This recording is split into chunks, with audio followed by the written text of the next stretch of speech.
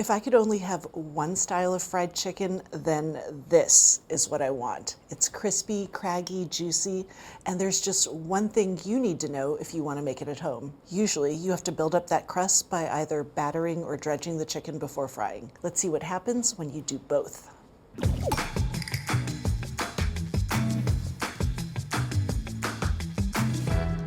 Before we can get to that crunchy crust, we need to prep the chicken, and that starts with trimming and seasoning.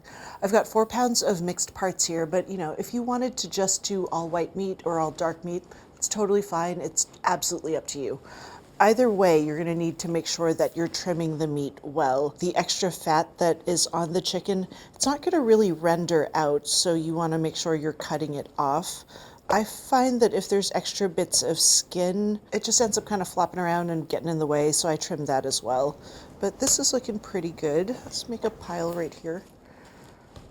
Drums are nice. There's usually not a ton to trim. So when we get to the breast, this is a little bit trickier. A breast kind of tapers, and this bottom bit right here where it's significantly thinner, that part tends to overcook and dry out while you're waiting for this to cook through.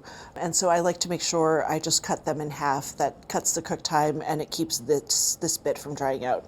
So we'll start by trimming off all the extra stuff that we don't want. If you flip a chicken breast over, there's the rib cage. There isn't really any meat on here, and I like to just get rid of it. It just gets in the way. It means less food fits in the pot.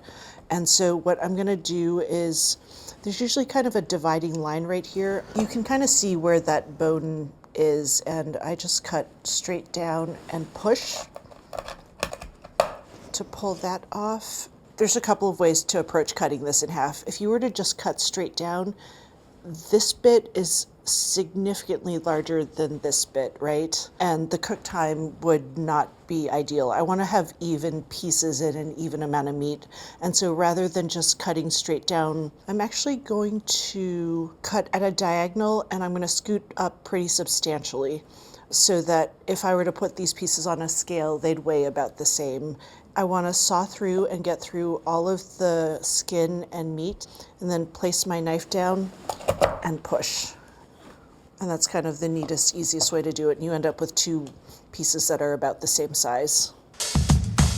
Brining's pretty typical for fried chicken. The salt in the brine helps season the meat. It helps it stay juicy. Usually you see buttermilk instead of water, but it's a good amount of liquid, and I feel like when you use a buttermilk brine, most of that buttermilk gets tossed, so we're going to save the buttermilk for a little bit later. I've got a quart of water here. First up, I've got some salt. Now, a typical brine that we use here at ATK uses a lot more salt, and we do that because we want to make sure that that brining process goes fast. If you kind of use a generous amount of salt in there, then you can get the chicken in and out in 30 minutes. I'm actually going to use a little bit less salt than normal, and the reason for that is I want the chicken to sit in the brine for a little bit longer so that it has time to pick up other flavors. Those other flavors are a little bit of sugar, garlic powder, and cayenne pepper.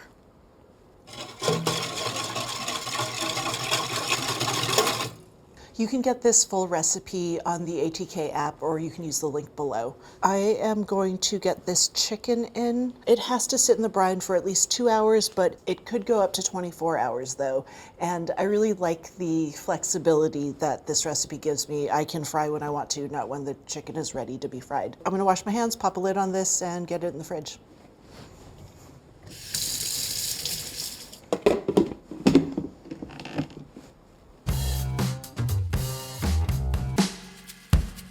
Typically, fried chicken is either battered or dredged. Both coating methods are great, but they're pretty different. So if you take your seasoned flour and whisk in buttermilk or water or some other liquid, you end up with a batter. And batters can be great because they coat the chicken really nicely. They're really easy to work with. Just because both exist doesn't mean you have to choose between them. We're actually going to use both. Combining them is going to get us a much more substantial, crispier, crunchier crust. First up, I have some flour. Flour is going to be the base for this dredge. It holds on to everything nicely, and unlike starches, it doesn't kind of settle to the bottom as it sits, which is really nice. Next up, I want to cut my flour with a pretty substantial amount of cornstarch. I'm using cornstarch because it doesn't have any protein. It's a pure starch. Proteins are great for giving our batter some structure to help it remain easy to work with, but when we go to fry this, those proteins hold on to oil and water in a way that starch doesn't. And so by cutting the amount of protein in the overall mixture, we're going to get a crust that is crispier and crunchier and less greasy. Next up, I have some baking powder. This is going to activate when we go to fry the chicken, and it's going to leaven that crust. It's going to make it a little bit less dense and just a little bit crispier. So these are the functional ingredients. I also have some flavorings. I want to echo the flavors that went into the brine, and so you're going to see a lot of those same ingredients again. I've got pepper, dried thyme, cayenne, garlic powder, and a little onion powder. I want to make sure this is well blended because I'm going to use a portion of this for the dredge and the rest of it is going to be for the batter. So I need 1 1/4 cups for the batter, and I'm just going to scoop that out. So that's 1 cup, and that's our 1/4 cup. The flour that's left here, this is going to be for our dredge. I'm actually going to transfer it to a 13 by 9. There's just so much more surface area here than there is here, and it just makes for a nicer space to work with. I find that I make less of a mess when I use a pan. So this is ready to go, and now we can make our batter. I'm going to reuse this bowl for our batter. The dried ingredients go back in. I'm going to season this up with a little sugar and some salt. This is the point where I want to bring the buttermilk back. I want that kind of classic tangy flavor that buttermilk brings to fried chicken, so we're going to add that and give this a good whisk. This is kind of the part where people sometimes get tripped up with this recipe. During testing, what I learned is that I don't want a really thick layer of batter because when there's a really thick coating, you end up with a doughy undercoating, and that wasn't nice to eat. I want it to be fully fried through and fully crispy. But I also need that batter to be really viscous, like really clingy. When you make a generous amount of this stuff and you put the chicken in, you then have to spend a lot of time wiping off the excess, and it's really annoying. It's hard to get the ratio right. I found it was a lot easier to make just the right amount and trust that with the right amount of mixing, you're going to get a really thin coating of a really thick batter. It looks almost like really thick pancake batter, dressing. Just trust the process. Okay, so that's our batter, that's our dredge. Now we just have to grab the chicken, coat it, and give it a fry.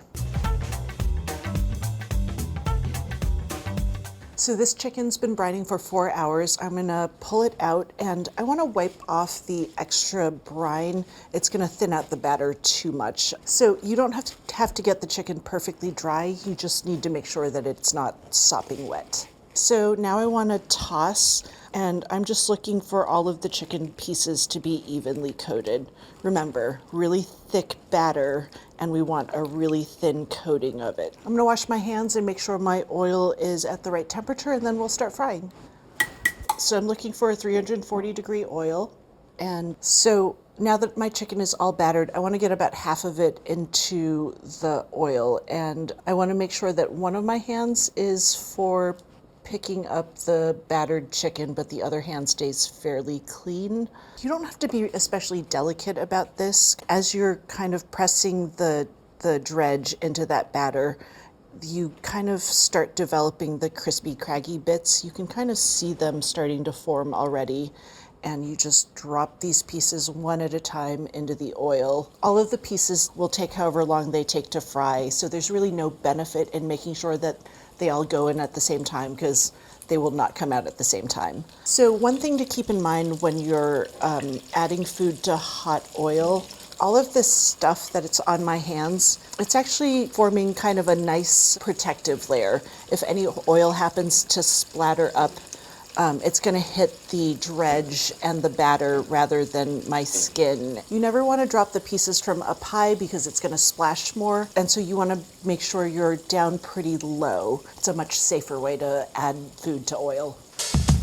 So before I started battering and dredging my chicken, I got my little fry set up in order. I have a little landing zone here, and it's just a rack set on top of a rimmed baking sheet so that the oil can drip off. And I brought my oil up to 140 degrees. You always want to overshoot the frying temperature because when you add the food, it's going to drop the temperature of the oil.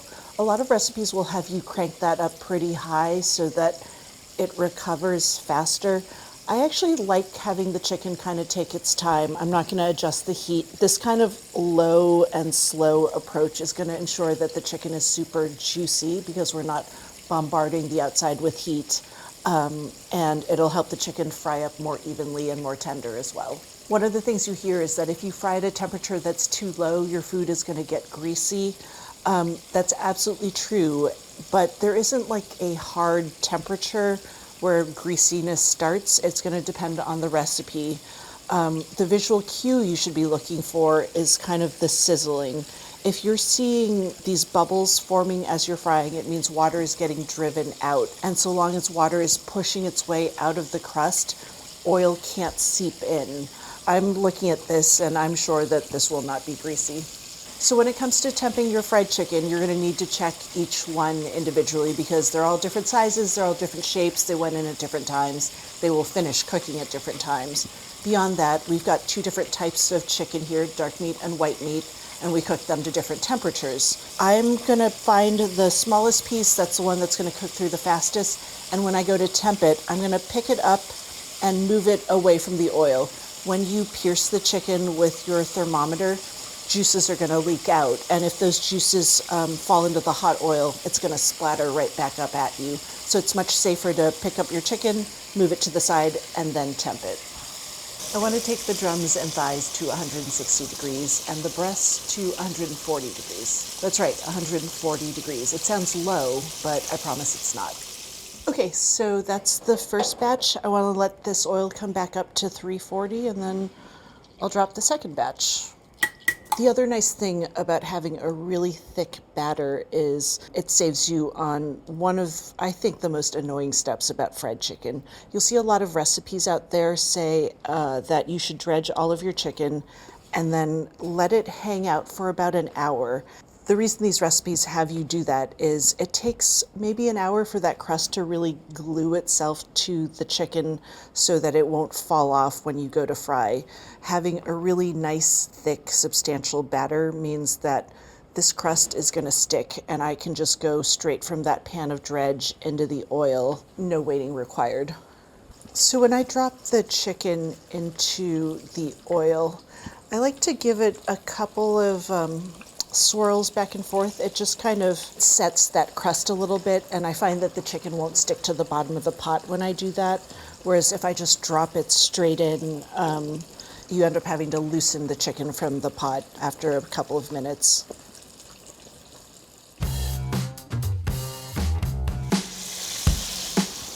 Pretty much every fried chicken recipe out there tells you to cook the chicken until it's at 160 degrees or even above that. And that number is not arbitrary. That's the temp that the chicken needs to get to be food safe. But we also know that food continues to cook after you remove it from the heat, and that's the same case here.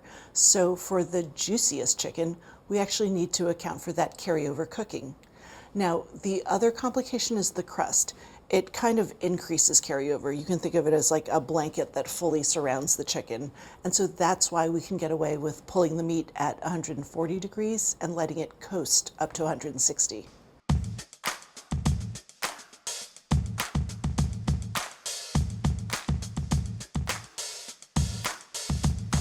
This sounds crispy. I think I want this one. You can hear how crispy that is, right? Can I eat now?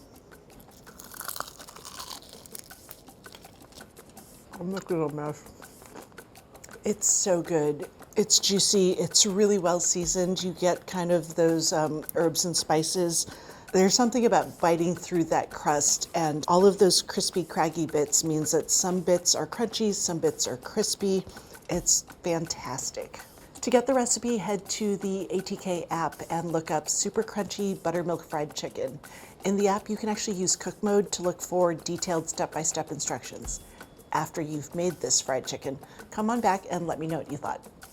You guys, we should do more fried chicken recipes.